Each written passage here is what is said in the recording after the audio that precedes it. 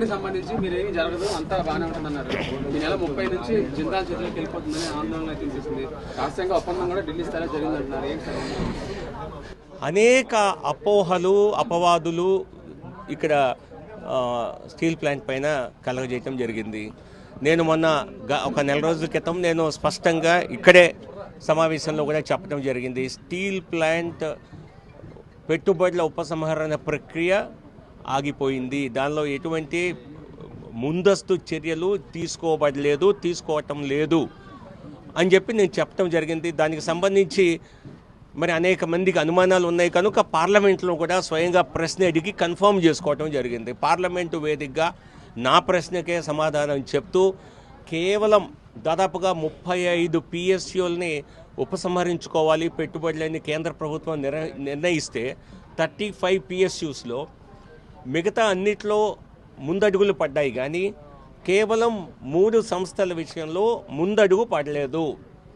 అటువంటి ప్రాథమిక చర్యలు కూడా తీసుకొని 3 కంపెనీల్లో RINL ఒకటి. సో కాబట్టి ఆ ప్రక్రియ అసలు ముందుకు వెళ్ళలేదు. ఇక థర్డ్ బ్లాస్ట్ ఫర్నేస్ను ఆపరేట్ చేయటం గురించి అది ఇంటర్నల్గా RINL తమ స్థాయిలో తీసుకున్న నిర్ణయం.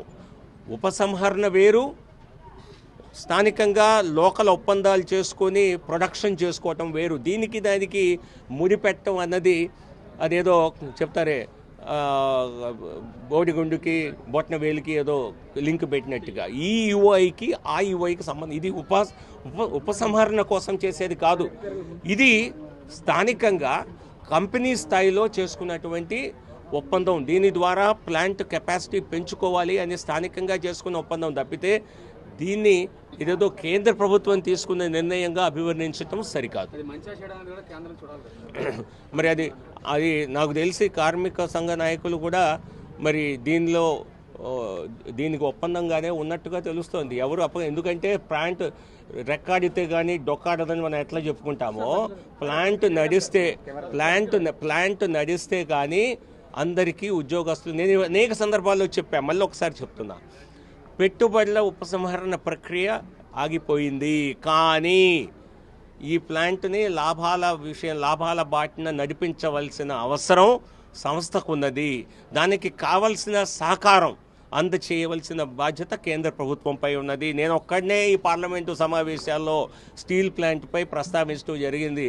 మీ వేరే పార్టీ వాళ్ళు ఎవరు ప్రస్తావించడం కూడా లేదు. నేను కేంద్ర ప్రభుత్వం చొరవ తీసుకొని జీతాలు సమయానికి ఇవ్వటం లేదు, ఇబ్బందుల్లో ఉన్నది, ప్లాంట్ కెపాసిటీ లేదు, పూర్తిగా యూటిలైజ్ అవ్వటం లేదు, థర్డ్ బ్లాస్ట్ ఫర్నేస్ పనిచేయటం లేదు, మరి రా మెటీరియల్ సప్లైలో ఇబ్బందులు ఎదుర్కొంటున్నారు. ఇవన్నీ కూడా పట్టించుకొని కేంద్ర ప్రభుత్వం తన వంతు పూర్తిగా సహాయం అందించాలి అని నేను పార్లమెంట్లో చెప్పటం, స్వయంగా కేంద్ర మంత్రి సింధియా గారితో 2 సందర్భాల్లో మాట్లాడటం, ఆయన కూడా నాకు పూర్తిగా మా వంతు పూర్తి స్థాయి సహకారం ఉంటుంది, మీరు దీని గురించి అస్సలు రెండో ఆలోచన పెట్టుకోవాల్సిన అవసరం లేదు అని భరోసా ఇవ్వటం కూడా జరిగింది.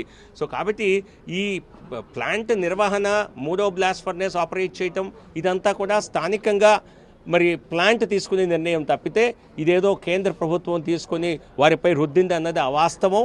దీనికి అన్ని సంఘాలు కూడా, ఎందుకంటే అక్కడ కార్మికులకు జీతాలు కావాలి. ఇది కేవలం సమ్మెలు చేసుకోవటం వలన మరి ప్రతిదీ ప్రతిఘటించాలని వాళ్ళకు కూడా లేదు. వాళ్ళకు పరిస్థితి అర్థమైంది. ఎవరికి వెళ్దు, ఇక్కడ నడిపించేది RINL పనిచేస్తే ఉద్యోగస్తులు కార్మికులే. ఇది ఎవరికి పక్కవాడికి బయటవాడి వచ్చి అక్కడ నడుపుకొని వెళ్ళటం లేదు. సో కాబట్టి ఇటువంటి తప్పుడు ప్రచారం ఆపాలి దయచేసి.